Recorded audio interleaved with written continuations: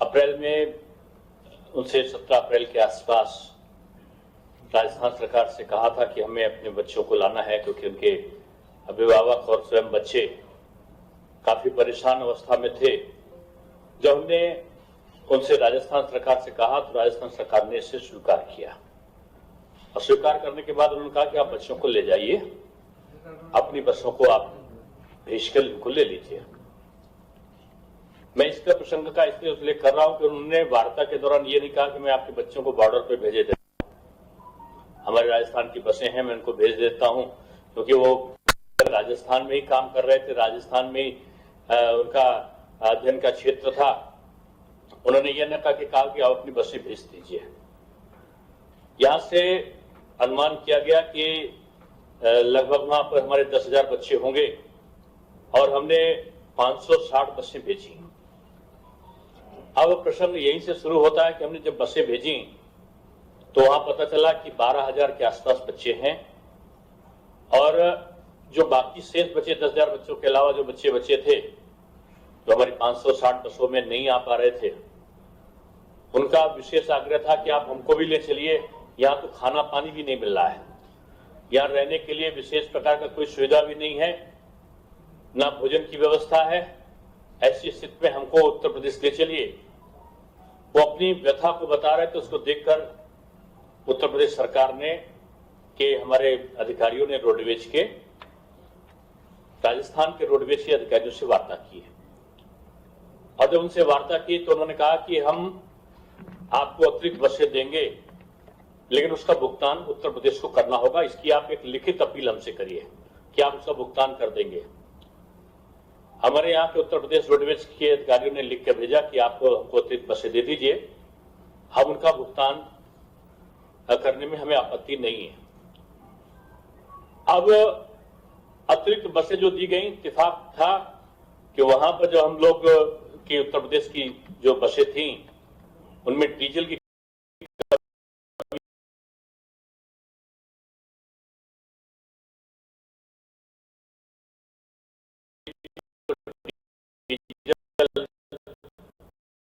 Rajasthan roadways के petrol pump से diesel भराया गया, जिसका हम लोगों ने उत्तर प्रदेश सरकार रोडवेज विभाग ने माननीय परिवहन मंत्री के आदेश पर उसका भुगतान हो गया।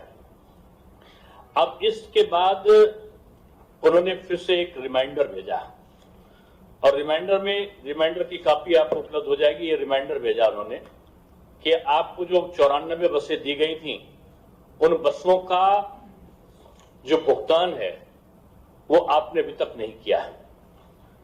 इसके उपरांत 36,36,664 रुपया भुगतान का उन्होंने रिमाइंडर भेजा। अब ये रिमाइंडर पर रिमाइंडर आ रहा हो, और वो संवेदनशीलता उस समय याद आ रही है आदरणीय प्रियंका वाड्रा जी की, राजस्थान सरकार की, कि निरीह बच्चों के बस से किराया वसूल रहे।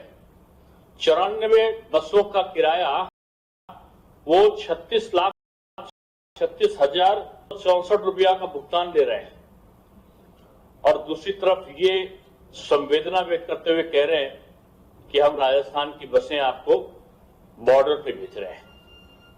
एक तरफ आप बसों को भेजने का बॉर्डर पे आप किस नियत से और किस कारण से कर रहे हैं? 8 मई को आपने रिमाइंडर फिर क्यों किया था कि आप बसों का भुगतान हमें जल्दी से जल्दी करिए?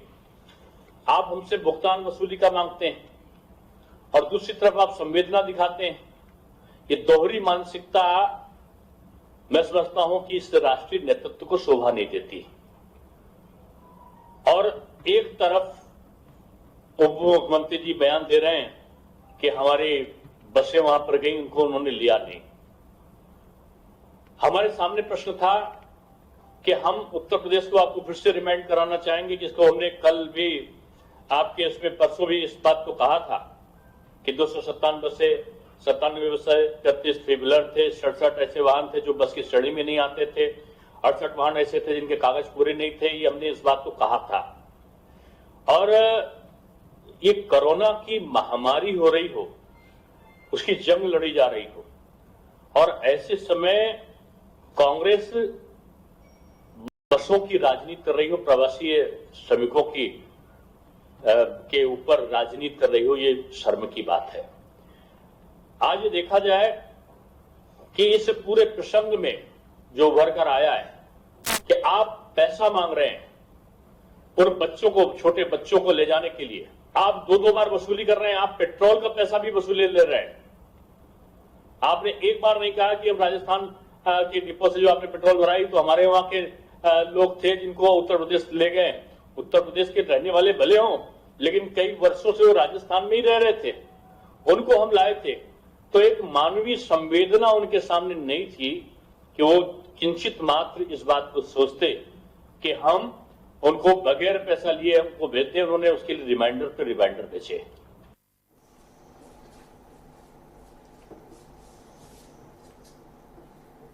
जी हाँ।